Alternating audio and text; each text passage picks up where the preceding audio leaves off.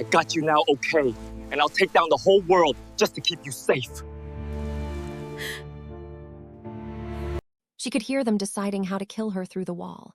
Two men, low voices, arguing logistics the way delivery drivers argue about routes, casually, impatiently, like the only thing that mattered was efficiency. One said cement. The other said the Han River. They debated weight, timing, whether the current was strong enough this time of year. They discussed her body the way butchers discussed pork, by convenience, by cost, by how fast the problem could stop being a problem. Yoon Da-yoon pressed her cheek against the cold concrete and counted her own heartbeats, because counting was the only thing left that still belonged to her. 14 hours ago, she had been finishing a double shift at Seoul Metropolitan Hospital, suturing a laceration on a teenager who had wiped out on his bike near Itaewon. 14 hours ago, the most dangerous thing in her life was a second-year resident who couldn't place a central line without supervision. Now she was underground somewhere in Gangnam, wrists zip-tied to the arms of a metal chair, wearing torn scrubs and someone else's blood on her shoes, listening to two strangers decide whether she would end up in concrete or in the current. She was 32 years old. She was a surgical nurse who made 2.8 million won a month and sent half of it to her mother's pharmacy bills. And she was going to die because she had taken a shortcut through a parking garage and watched a man in an expensive suit put a bullet through another man's temple at 11:14 on a Tuesday night. The voices stopped. Footsteps replaced them, not two sets but one. A single pair, unhurried, so precisely spaced they sounded mechanical, as if the person walking had trained every accident out of the way they moved through the world. The lock cracked open. The door swung inward, and the man who stepped through it made the room feel smaller simply by occupying it. Tall, black wool coat that moved like something expensive and alive. A face built from straight lines and deliberate angles, jaw, cheekbones, the clean edge of his nose, assembled with a precision that should have been handsome, but landed closer to threatening, because beauty that never softened was just another word for control. His eyes swept the room and found her in under 2 seconds.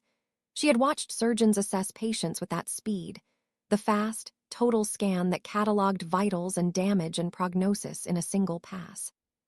She had never seen anyone assess a person the way this man assessed her, as if he was reading not just her body, but every decision that had ever led her to this chair, every shortcut, every night shift, every small and ordinary choice that had accumulated into the catastrophe of this room.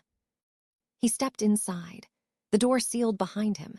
The yellow overhead light threw his shadow long and sharp across the concrete, and Da-yoon stopped counting heartbeats.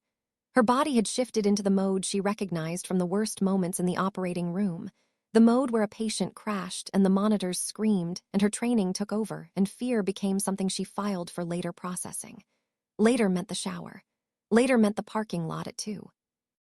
Later meant the dark apartment and the shaking hands and the delayed adrenaline dump that arrived hours after the crisis and demanded its payment in full. She watched him reach into his jacket. She closed her eyes. She heard the snap of a blade locking open. She waited for the pain the way she had seen patients wait for needles, with the particular stillness of someone who has accepted that the next second will hurt and has chosen not to flinch. It didn't come. What came instead was the sound of plastic splitting, once, twice, and then the pressure on her wrists released, and the zip ties dropped to the concrete floor like shed skin, and she opened her eyes to find him standing over her with a knife in one hand and an expression on his face that her training could identify but her mind could not process. She was trained to read faces. She read them for a living, the micro flickers of pain, fear, and hope that patients wore in the minutes before surgery. But what she was reading on this man's face broke every diagnostic framework she had. He was looking at her the way people look at things they have lost and spent years grieving and never expected to find, with a recognition so total it seemed to cause him physical pain. His breathing had changed. Deeper. Harder. As if his lungs were suddenly demanding oxygen his composure couldn't account for. His left hand hung rigid at his side, fingers curled in a fist he hadn't consciously made. His pupils were dilated in the yellow light. She knew those signs. She saw them in patients every day. They were the signs of a nervous system overwhelmed by an input it had no protocol for. "Get up," he said. His voice was low and flat, scrubbed of everything except instruction. You're coming with me, don't speak until we're in the car. She stood. Her legs shook but held. She followed him through the door, past the two men who had been debating cement versus river, both now pressed flat against the corridor wall with their eyes on the floor, bodies angled away, as if looking at this man directly was something their survival instincts wouldn't permit. Up a stairwell, through a steel door, into a garage that smelled of oil and cold concrete, where a black sedan waited with its engine running and a thick-necked driver behind the wheel. A man with a scar running from his right ear to his jaw who glanced at Da-yoon once and then looked away with the professional disinterest of someone accustomed to transporting cargo that didn't ask questions. She got in the back seat. The man in the black coat got in the front. The car pulled into Seoul's neon-soaked streets, and Yoon Da-yoon pressed herself against the far door and watched the city slide past through tinted glass and tried to understand why she was still breathing. She could not, but her body, the body that had survived 14 hours of captivity and a concrete room and the absolute certainty of death, registered something her conscious mind had not yet caught up to. When the man had leaned close to cut her ties, she had caught his scent. No cologne. Just skin, fabric, and underneath both, something clean and cold that reminded her of rain on pavement. She didn't know why it mattered. It mattered. She would learn his name later. For now, all she knew was the house, glass walls and dark stone, set into the hills south of the Han River where Seoul's noise went to die and only serious money was allowed to speak. An iron gate that opened without anyone touching a button. A gravel driveway 40 meters long, lined with cameras she could count 4 visible, probably double that hidden. A foyer floored in marble so pale it looked like frozen milk. A staircase that curved upward with the confident geometry of something designed to impress, and the quiet menace of something designed to surveil. A woman in a pressed black uniform appeared from a side corridor, absorbed Da-yoon's torn scrubs and bruised face with zero visible reaction. Not sympathy, not disgust, just the practiced blankness of someone trained to witness nothing, and disappeared. He led her upstairs. 2nd floor. A bedroom with white linens, a window facing a garden invisible in the dark, and a lock on the outside of the door. "You'll stay here," he said from the threshold. "Who are you?" She heard her own voice come out steady, the voice she used over open chest cavities, the one that converted fear into fuel instead of paralysis. She had perfected that voice during her first year on the surgical floor, when a senior surgeon had told her that the patients who survived were the ones whose nurses never sounded afraid. And she had taken the lesson so deeply into her operating system that the voice now activated without permission, the way reflexes did, the way breathing did. He paused in the doorway. The hall light caught something on his left forearm, a flash of mottled skin, ridged and discolored, disappearing under his cuff before she could fully register it. But she didn't need to fully register it. She had done a rotation in the burn unit during her 3rd year. She knew the topography of healed thermal injury the way a geologist knew the topography of eroded stone. Degree. Extensive. At least a decade old. Healed without the benefit of modern grafting techniques, which meant either the injury predated the technology or the patient hadn't had access to it.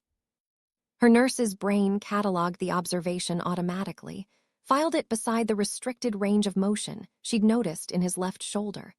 The subtle guardedness, the fractional delay in movement, the body compensating around old damage so smoothly that the compensation had become invisible to everyone, except someone trained to see the ways people protected their wounds.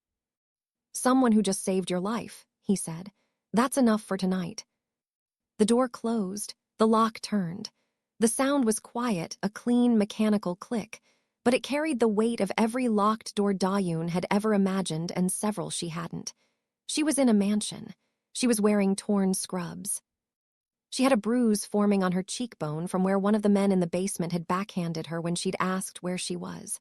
And the bruise throbbed now with a dull, insistent rhythm that synced to her pulse and reminded her, with each beat, that her body was still registering pain, which meant her body was still functioning, which meant she was alive, which was a fact that should not have been true and was. She stood in the center of the room and pressed her hands flat against her thighs. In for 4, hold for 4, out for 4. The breathing pattern she taught post-op patients who woke up terrified and didn't know where they were. On the nightstand, someone had placed a glass of water and a small dish of sliced pear. Both arranged with a precision that felt less like hospitality and more like ritual, as if this specific combination had been prepared before, many times before, for a guest who had never arrived until now. She ate the pear standing up because sitting felt like acceptance, and she was not yet ready to accept any part of a situation in which a man whose name she didn't know had cut her free, driven her to a mansion, locked her in an exquisite room, and looked at her like she was a wound he'd been carrying for years. She was not ready, but the pear was perfectly ripe. The water was cold and clean. And the nurse in her, the part that understood triage, that sorted the survivable from the unsurvivable, that prioritized function over feeling because function was what kept people alive. The nurse in her ate the pear and drank the water and lay down on the white linens and began, in the dark, to plan. His name was Kang Seojin. She learned it on the morning of day 2, spoken by the scarred driver in the kitchen doorway. Seojin wants you downstairs, with the flat familiarity of a man who had been speaking that name for years and had long since stopped hearing the weight of it. But Da-yoon heard the weight. She heard it the way she heard heart murmurs through a stethoscope, a sound beneath the sound, carrying information the surface didn't reveal. She went downstairs. He was at the kitchen counter, coffee in hand, sleeves pushed past his elbows. In the morning light, the burn scar was fully visible for the first time, climbing from wrist to elbow, a ridge of damaged tissue that told a story of fire survived and pain processed, and years spent learning to live inside a body that had been permanently altered by something it could not control. She sat across from him. He slid a plate toward her, rice, soup, grilled mackerel, seasoned spinach, a side of pickled radish. A breakfast so precisely arranged it looked less like food and more like a statement. "Eat," he said. "Then we talk." She ate, because the nurse in her understood fuel and whatever conversation was coming would require reserves she hadn't rebuilt. The mackerel was perfect, crispy skin, flesh that fell apart at the touch of her chopsticks. The soup was anchovy broth, rich and deep, the kind of broth her mother made on cold mornings in Mapogu. She ate everything. She set down her chopsticks. She looked at him and waited. He set down his coffee and met her gaze with those eyes, dark brown so deep it passed for black, revealing depth only when the light hit at the correct angle, and the depth was not empty. It was full. The kind of full that came from holding too much for too long. "You saw something in a parking garage 4 nights ago," he said.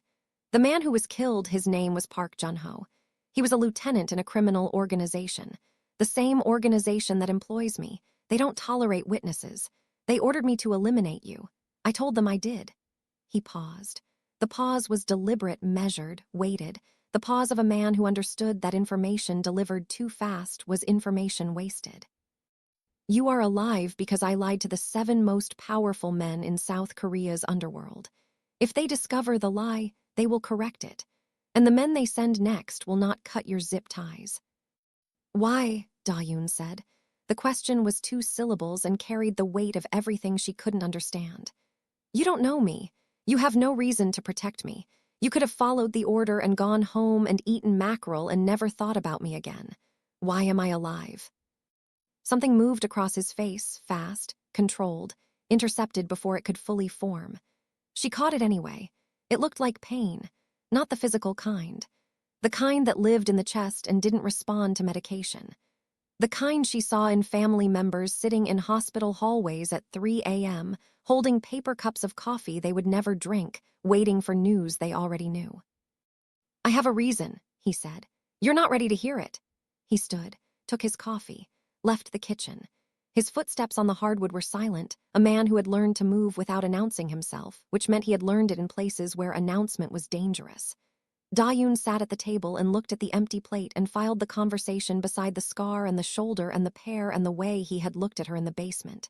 4 data points, not enough for a diagnosis. But enough to know that the diagnosis, when it came, would change everything she understood about why she was here and who he was, and what the word debt meant in the private language of a man who controlled an empire and could not bring himself to kill 1 surgical nurse from Mapogu. On the 3rd floor, behind the locked door, Kang Seojin stood in front of 6 surveillance screens and watched Da-yoon move through his house on camera and felt the machine inside him. The one he had spent his entire adult life constructing struggle against itself. The machine was simple in concept, brutal in execution. It processed threat and opportunity. It eliminated everything in between emotion, hesitation, doubt, the soft and inconvenient categories that made other men vulnerable. It had made him the youngest syndicate boss in the Kang family's history after his father was killed in a car fire on the Busan Expressway. It had earned him the name the Architect because he built systems so efficient and so feared that even his violence felt structural, like something the city needed rather than something it suffered. The machine was what kept him alive. And now it was telling him, with the cold clarity it brought to every assessment, that the woman eating mackerel in his kitchen was a liability that would destroy him. He knew the machine was right. He also knew he was going to ignore it.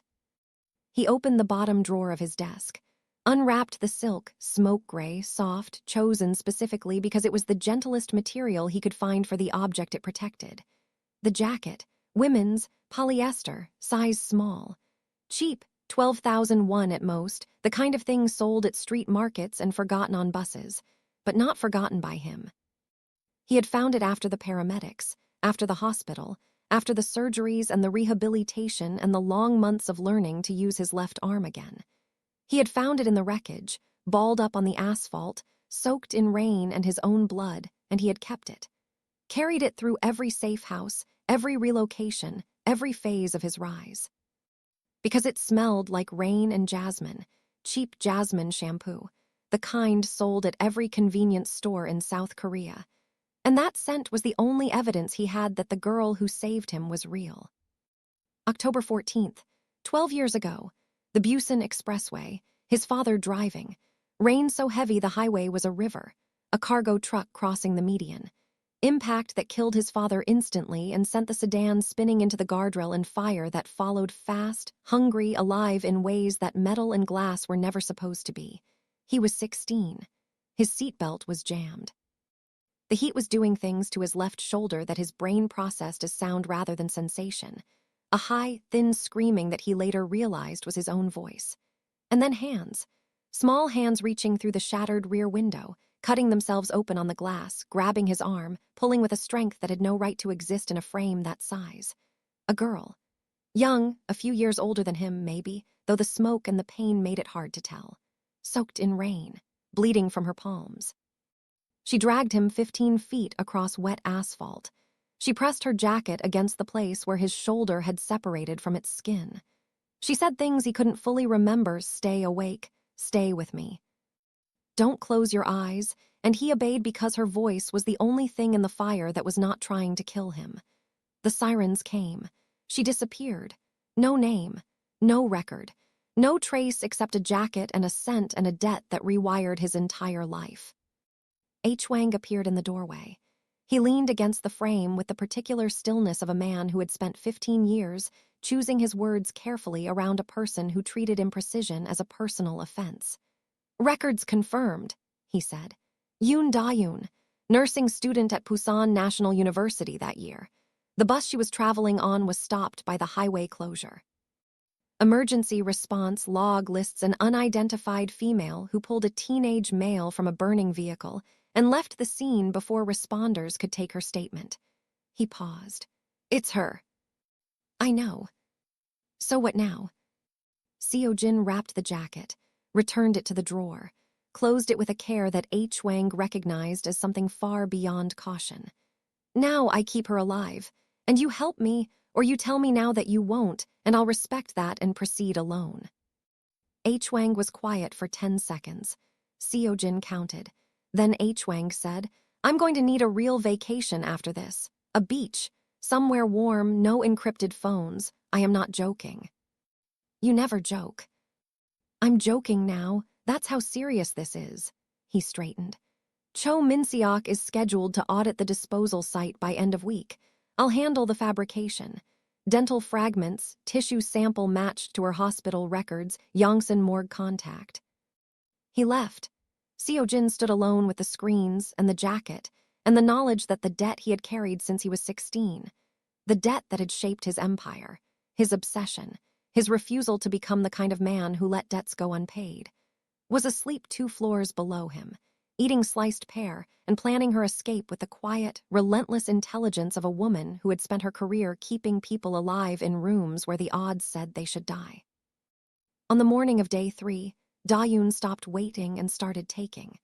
She found him in the kitchen at 6:15, earlier than his baseline, a deviation that meant something in his world had shifted, and sat down across from him and said 5 words that she had rehearsed in her room at 4 a.m.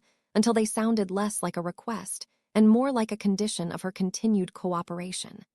"I need to call my mother." He studied her over his coffee.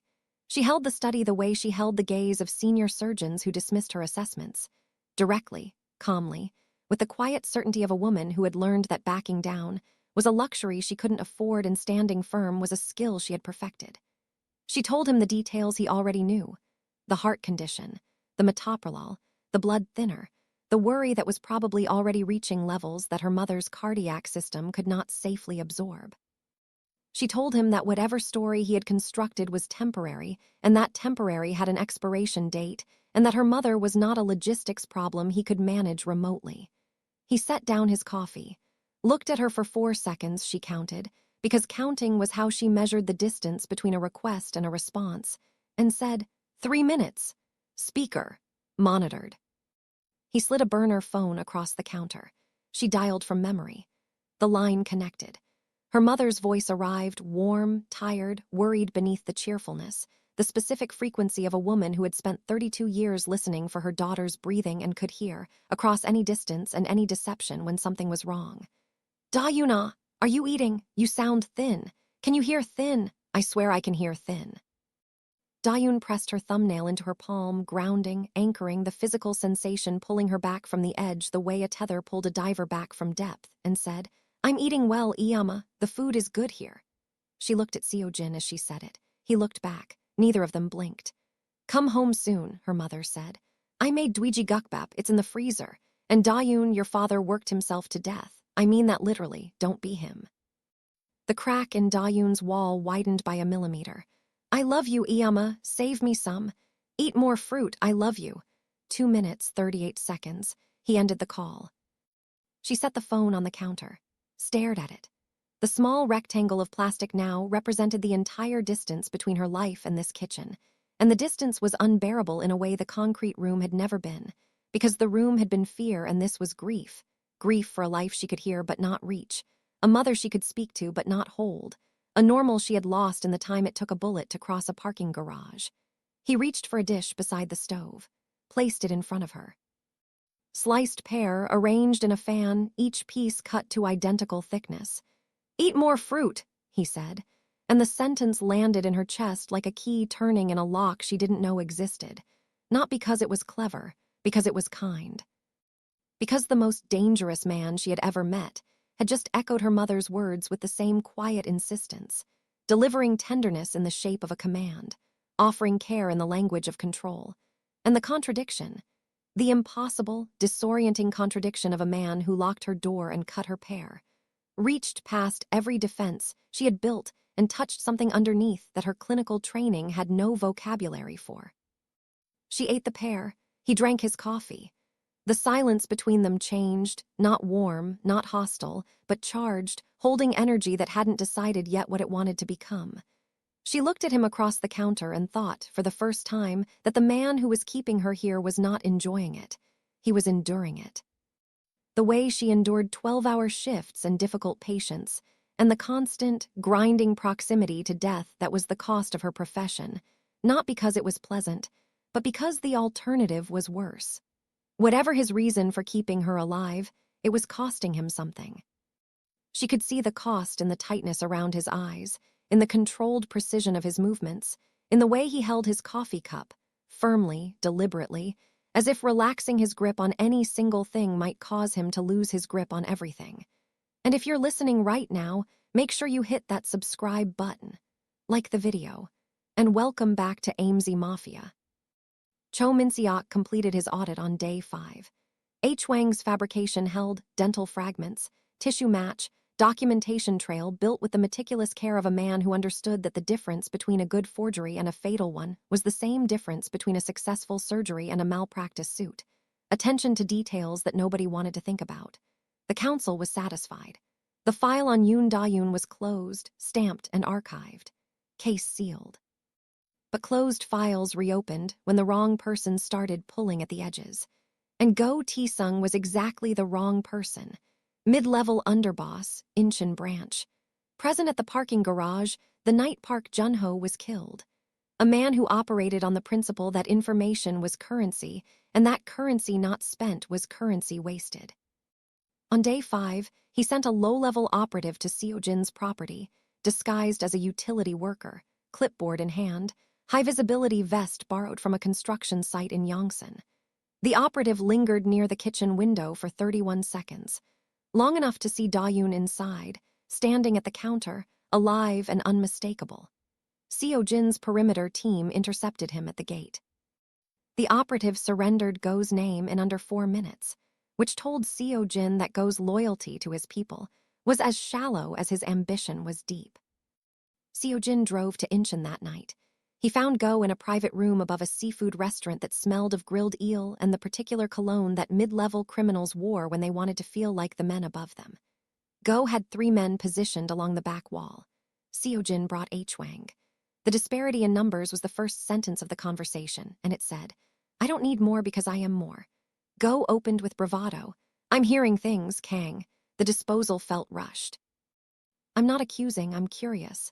And Seo-jin closed the distance in 3 unhurried steps and said, without raising his voice by a single decibel, "You sent a man to my property. He spent 31 seconds at my kitchen window dressed as a utility worker. I have the footage. If you pursue this through any channel, any contact, any associate foolish enough to stand near my house, I will dissolve your Incheon operation, your port contracts, your distribution network.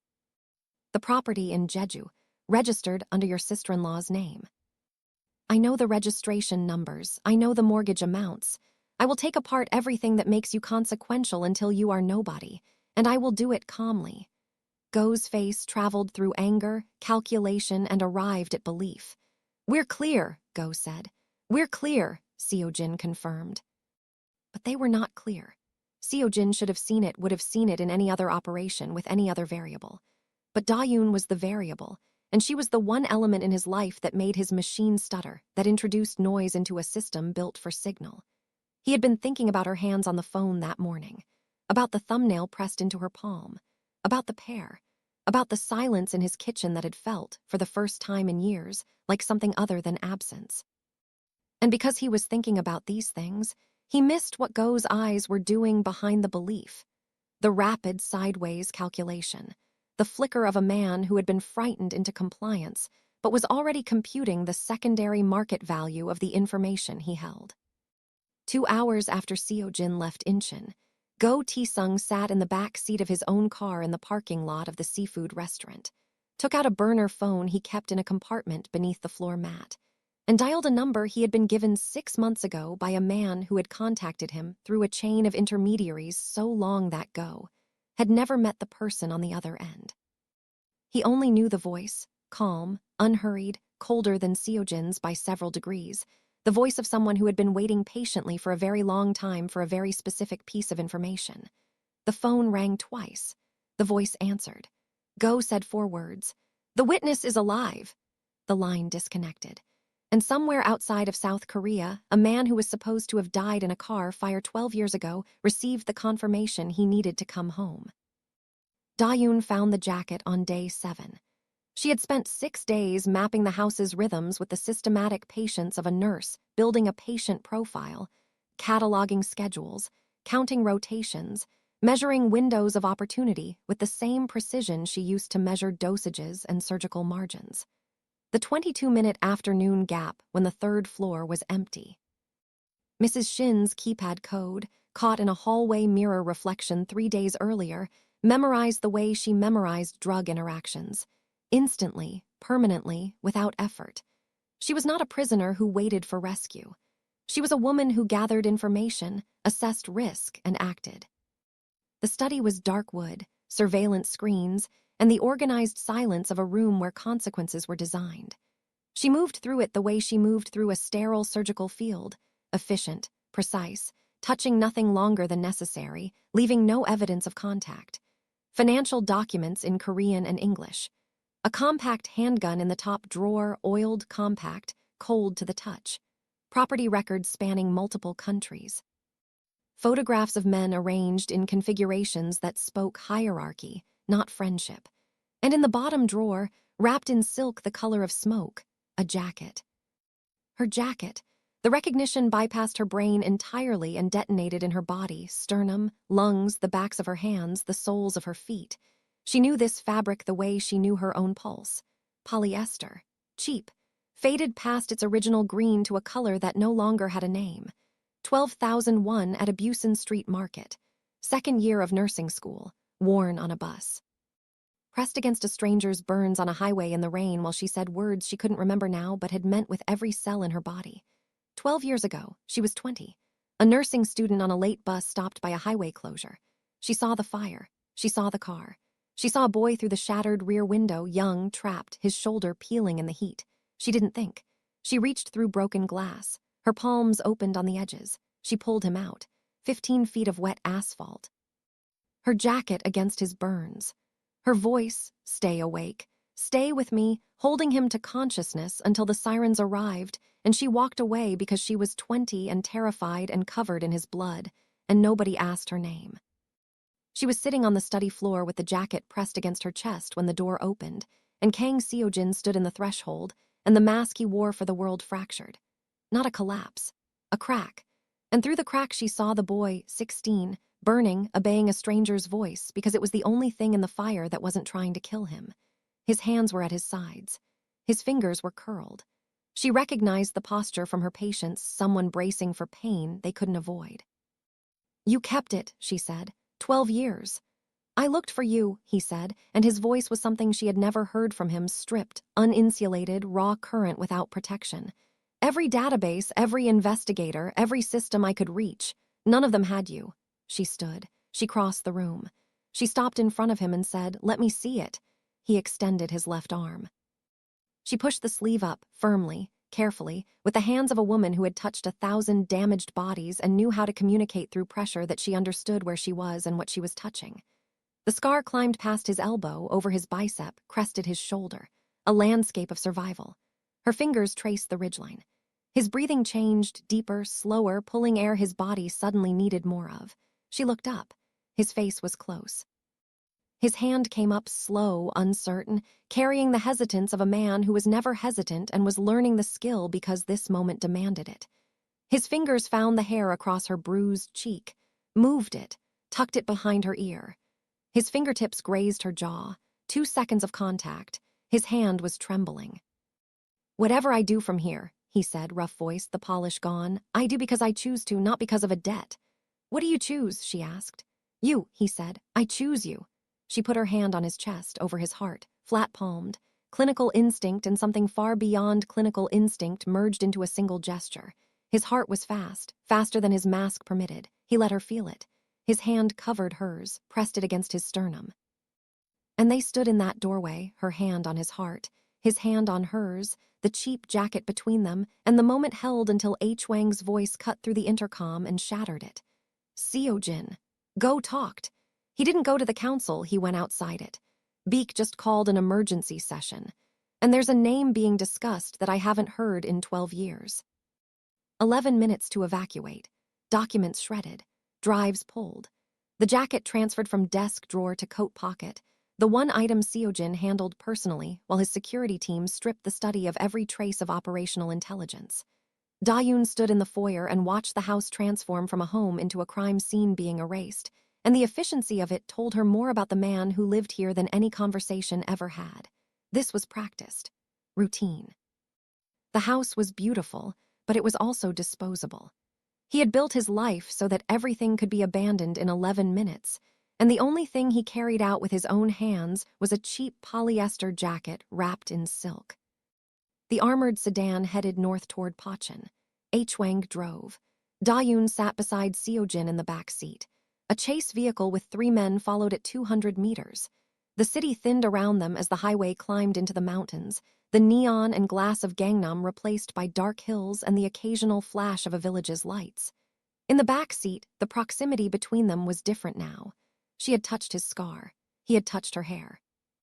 The boundaries that separated captor from captive had dissolved in a doorway, and what replaced them was something that had no name yet.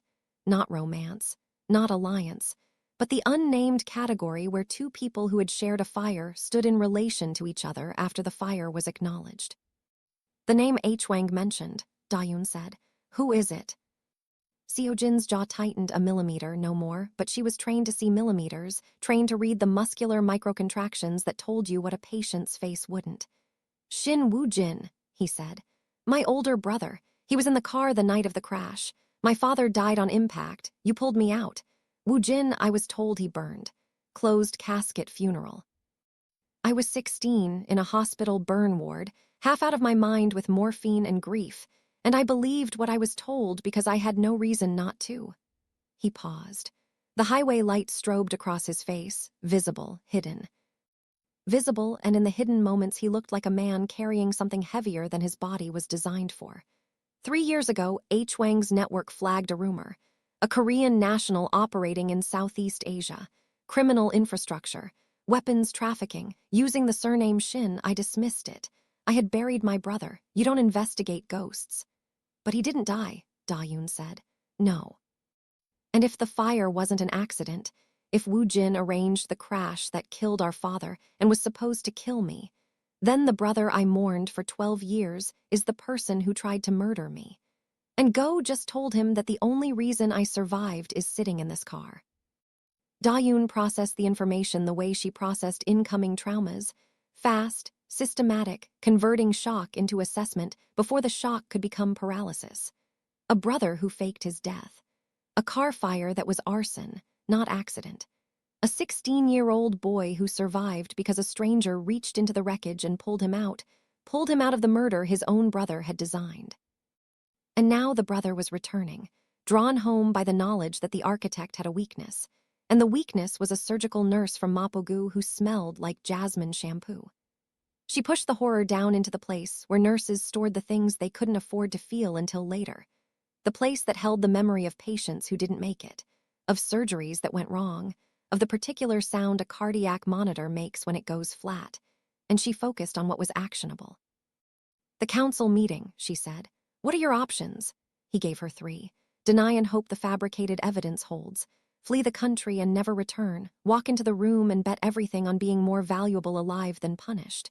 She gave him the 4th. Don't argue loyalty, don't threaten violence. Present arithmetic. Every system has a dependency, a single point that, if disrupted, stops everything downstream. In a hospital, it's the blood supply. In surgery, it's the anesthesiologist. What's your organization's single point? H-Wang answered from the front. The port, Incheon, 3 berths, 80% of import revenue, controlled through shell companies under a Singapore trust in Seo-jin's personal name. Da-Yoon nodded. Then the trust is your leverage. You make the cost of opposing you so large and so boring and so mathematical that voting against you becomes the same as voting to bankrupt themselves. Old men who eat wagyu while ordering executions don't fear violence. They fear poverty. H-Wang glanced at the rearview mirror.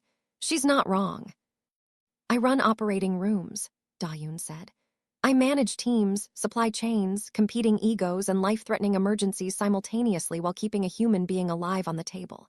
Your syndicate is a hospital with worse lighting and more weapons. Don't confuse my job title with my capability. I can build your case. The Pachin safe house was concrete and glass set into a forested hillside. No staff, no visible neighbors, no surveillance beyond perimeter motion sensors. They arrived at midnight. By 2 a.m., the dining table was buried in port documentation, and Da-Yoon was moving through it with the systematic focus of a nurse reviewing pre-op charts before a surgery that could not afford a single error. She found the critical clause in 40 minutes, the default provision in the birth lease agreements that locked the births from reassignment for 18 months upon dissolution of the controlling trust. This is your leverage, she said, circling the clause with a pen. 18 months of zero import revenue. You don't threaten to stop the heart. You show them that without you, the heart stops on its own. They worked until 4 a.m., building the case layer by layer, each point targeted at a specific council member's financial self-interest, each argument designed to make the math feel inevitable rather than coerced. At 4:15, he stood. Sleep. I need you sharp for tomorrow. What about you? I don't sleep before operations. She stood too. They were close, less than an arm's length, close enough that she could feel the warmth of his body and smell the coffee on his breath, and see the way his eyes moved across her face, as if he were memorizing her in case this was the last time. Protect your left side tomorrow, she said. The adhesive scarring beneath your graft sites limits your shoulder mobility more than you realize. Your body compensates by defaulting to your right side for every rapid movement. Anyone who has studied the way you move, anyone who has watched you closely enough, knows that your left is slower, weaker, a half-second behind. If someone in that room decides to come for you, they will come from the left. He stared at her, and something shifted in his expression, not surprise, because she was learning that this man processed surprise faster than it could register on his face, but something deeper. Something that looked like the realization that in all his years of running an empire, surrounded by men whose survival depended on reading him accurately, no one, not one person, had ever used that reading to protect him rather than to leverage him. No one in my organization has ever told me where I'm vulnerable, he said. They're too afraid. I'm not afraid of you. I know, that's the most dangerous thing about you. His hand found her face, slow, deliberate, carrying the care of a man who handled most things in his life without hesitation, and was therefore unpracticed with the things that demanded it. His thumb traced the fatting bruise on her cheekbone, the bruise his world had put on her skin, yellowed now, almost gone, but he found it with the precision of someone who had memorized the exact geography of the damage she had endured because of him. His palm settled against the side of her jaw, warm, steady. The hand of a man who had made a decision and was holding it. She leaned into his palm, a fraction, a degree, the distance a heart covers when it stops retreating and starts arriving. Come back to me, she said. I promise, he said, and the word, promise, a word she had never heard him use, a word that cost him something visible to say because it required faith in an outcome he could not guarantee, and faith was a currency he had never traded in, hung between them like a suture knot. Small, precise, holding everything together. 7 p.m. Cheongdamdong. The private room above the Michelin-starred restaurant where the syndicate's governing body met to decide the fates of people who would never eat food this expensive. 7 elders around a table set with banchan that no one touched, kimchi jjiggy going cold, sliced galbi congealing, a bottle of aged soju that had been opened and abandoned. The room smelled of sesame oil and tension. One enforcer stood against the back wall, a thick man with a flat face and hands that hung loose at his sides in the specific posture of someone trained to move fast when someone else moved first. Seojin entered alone. No H-Wang. No security. Nothing but a charcoal suit, no tie, his left cuff adjusted to cover the scar, and a single printed document in his inside pocket. He sat at the head of the table. The seat no one assigned and no one challenged, because challenging it would mean acknowledging that seating arrangements were negotiations, and acknowledging that meant acknowledging that power in this room had not been evenly distributed for a very long time. Beak opened without preamble. 73 years old, liver spots on his hands and decades of blood on them. Cho's secondary review uncovered fabricated evidence at the Yongsan disposal site. The dental fragments were sourced from the city morgue. The tissue sample was manufactured through a hospital contact. The witness, Yoon Da-yoon, surgical nurse, Seoul Metropolitan Hospital, is alive. He folded his hands on the table. You were given a direct order, Kang. This council does not issue direct orders as polite suggestions. The witness is alive, Seojin confirmed. No denial, no justification, no narrative, just confirmation delivered with the same flat inflection he used for quarterly revenue reports. He reached into his jacket. The enforcer against the wall shifted his weight 1 millimeter and produced the document. He placed it on the table and slid it toward the center.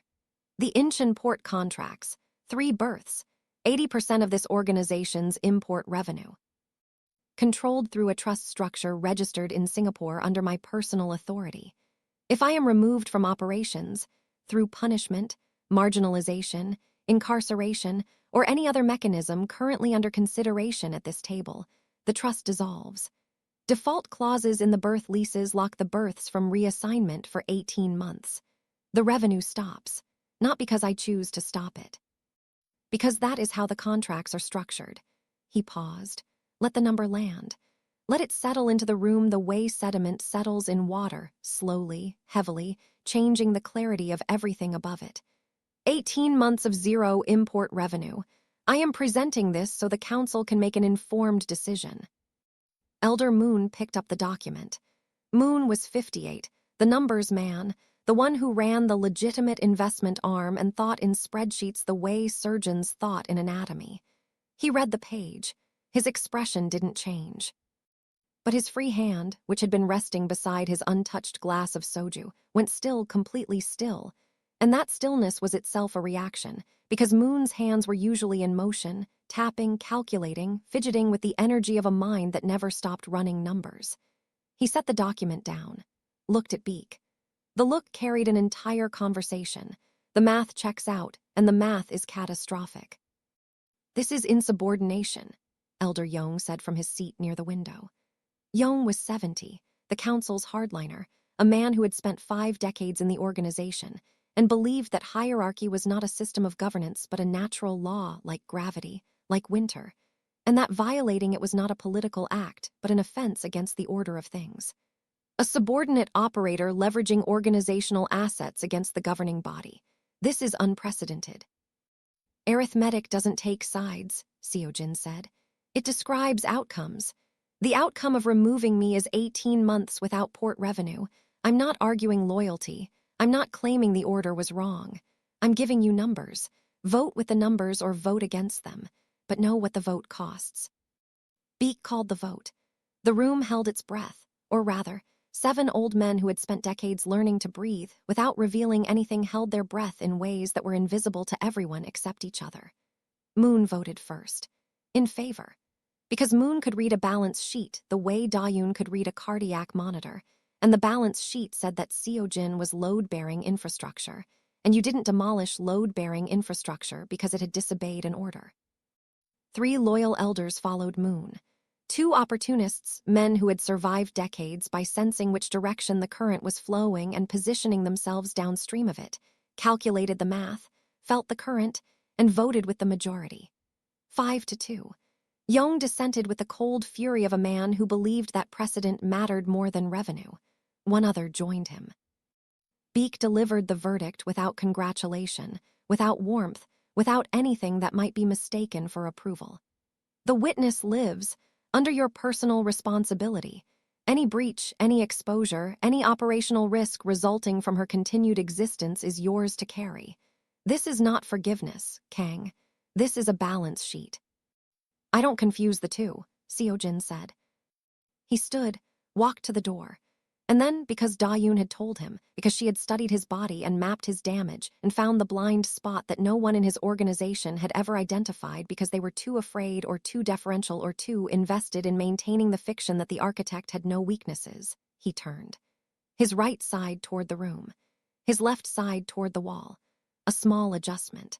The kind of movement that was invisible unless you knew what it meant. The enforcer had moved, 1 step from his post, angled toward Seojin's left, the exact vector Dayun had predicted. Seojin looked at the enforcer.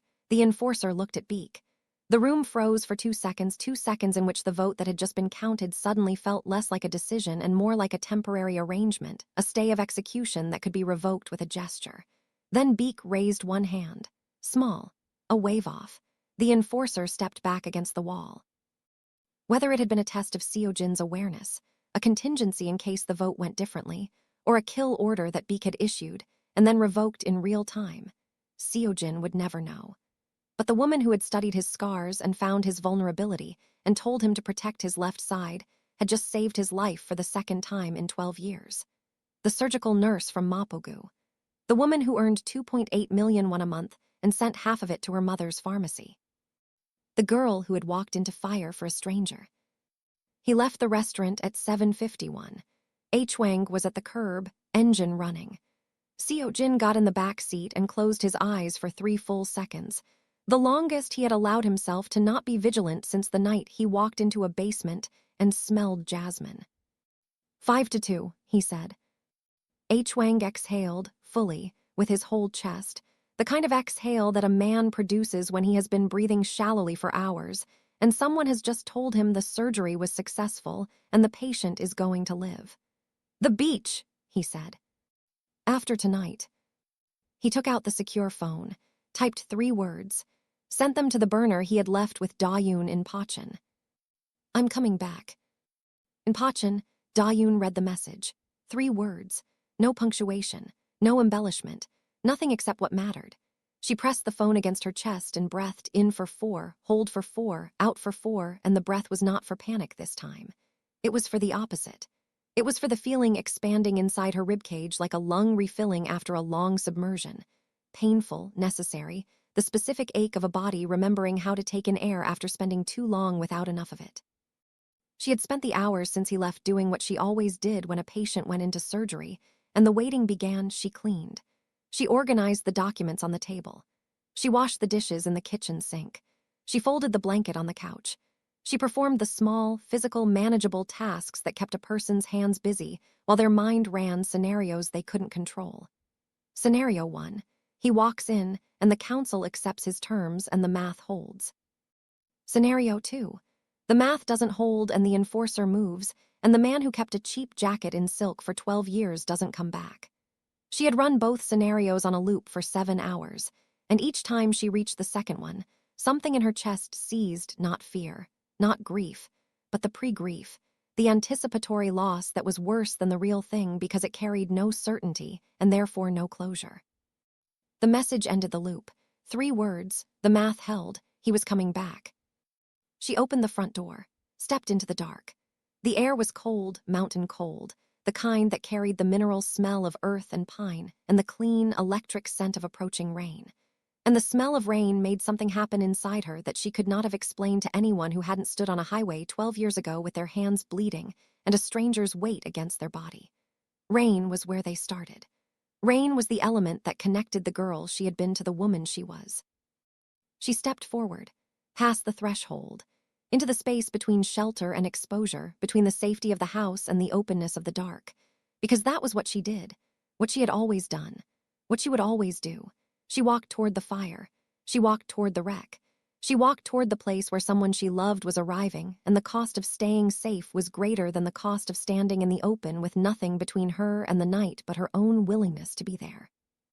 Headlights broke through the tree line. The car slowed, stopped. The engine cut. The driver's door opened first, H. Wang, stepping out, scanning the perimeter with the automatic vigilance of a man who checked his surroundings the way other people checked the time. Then the rear passenger door opened, and Seo-jin stepped out. 10 feet between them, forest on all sides, stars overhead that had been burning for billions of years and had never once adjusted their output for the small, devastating dramas of the people beneath them. 12 years compressed into the distance a woman could cross in 6 steps. She crossed it, not quickly, not slowly, with the measured pace of a wound closing slowly from the edges, each millimeter a decision, each step a choice she was making with her whole body. She reached him. Her hand went to his chest, over his heart. Their place. The place she would always go to first, because that was what nurses did. They checked the vital signs before they checked anything else. His heart was fast and strong. The heart of a man who had just outmaneuvered 7 of the most powerful criminals in South Korea and survived an enforcers movement toward his blind side and was standing now in a forest in the dark. And his heart was hammering not because of the council or the enforcer or the 18 months of port revenue he had leveraged against his own employers. His heart was hammering because of her, because she was here, because her hand was on his chest and she was alive and he was alive, and the world, which had tried with considerable effort and organizational resources to make both of those things untrue, had failed. You came back, she said. I promised. The enforcer, your left side. His expression shifted, and for the first time since she had known him, what she saw on his face was not the mask, not the control, not the cold, calibrated surface that the world knew as the architect. What she saw was wonder, raw, unprocessed wonder, the specific and disarming wonder of a man who had just realized that someone had studied him, not to find his weaknesses, not to build a file, not to gain leverage, but to protect him, to keep him safe. To do for him, with quiet precision and borrowed time, what he had been doing for her since the basement. He moved, Seojin said. I was already turned because you told me. She closed her eyes, pressed her forehead against his collarbone, felt his arms come around her, not grasping, not claiming, not the possessive grip of a man staking ownership. Holding, just holding. The way a structure holds the thing it was built to protect, not tightly enough to crush, but firmly enough that nothing could take it without dismantling the structure first. His chin rested on the top of her head. His breath moved through her hair. She could feel his heartbeat against her palm. Fast, then slowing, settling, returning to baseline the way a heart settles when the crisis ends, and the body finally receives the signal that it is safe. That the surgery is over. That the patient lived. You saved me twice now, he said into her hair. Stop counting, she said. There is no ledger, there is no debt, there is no balance sheet. There is just this. This.